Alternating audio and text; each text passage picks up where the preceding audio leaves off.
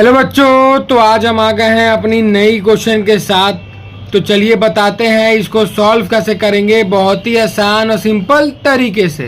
तो सबसे पहले क्वेश्चन पढ़ लेते हैं। Total of sales return was overcast by ₹100। मतलब सेल्स रिटर्न जो है वो ओवरकास्ट हो गया, मतलब ज़्यादा बढ़ा दिया गया, तो हमें घटाना होगा।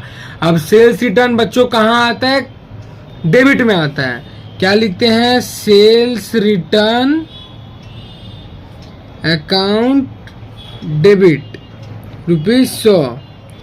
अब बच्चों सेल्स रिटर्न डेबिट होता है, मगर सेल्स रिटर्न को बढ़ा दिया गया है, तो अब हमें इसे घटाना भी पड़ेगा। तो घटाने के लिए क्या करेंगे? सस्पेंस अकाउंट आ जाएगा ऊपर में।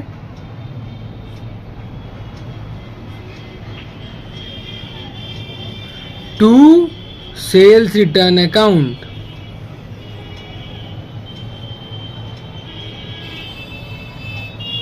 सॉरी बच्चों, 100 रुपया होगा, गलती से मैंने 1000 लिख दिया। तो सेल्स रिटर्न अकाउंट हो जाएगा क्रेडिट। अब यहाँ पे ओवरकास्ट लिखा है, इसीलिए इसको कम करने के लिए क्रेडिट करना पड़ा। बच्चों एक और बात याद रखना कि सेल्स रिटर्न का दूसरा नाम रिटर्न इनवर्ड भी है। तो क्वेश्चन में ऑलवेज सेल्स रिटर्न नहीं देगा, रिटर्न इनवर्ड भी दे सकता है। तो बच्चों मुझे उम्मीद है कि आपको ये सवाल समझ में आया होगा। मैं एक और बार समझा देता हूँ अगर किसी को समझ में ना आया हो तो। सेल्स रिटर्न का दूसरा नाम क्या होता है बच्चों? Return inward. भूलना मत, अगर रिटर्न इनवर्ड है तो इसका भी उत्तर यही होगा, सस्पेंस टू सेल्स।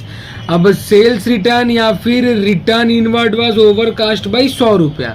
मतलब रिटर्न इनवर्ड को बढ़ा दिया गया। ओवरकास्ट मतलब कि बच्चों बढ़ा दिया गया उसको। अब हमें घटाना होगा, तो घटाने के लिए क्या करेंगे? उसको क्रेडिट करेंगे। अगर ये अंडर कास्ट हो गया रहता तो हमें इसको डेबिट ही करना पड़ता, क्योंकि घटा दिया गया है, उसको बढ़ाना पड़ेगा। तो बढ़ाने के लिए क्या करेंगे? डेबिट, और घटाने के लिए क्रेडिट।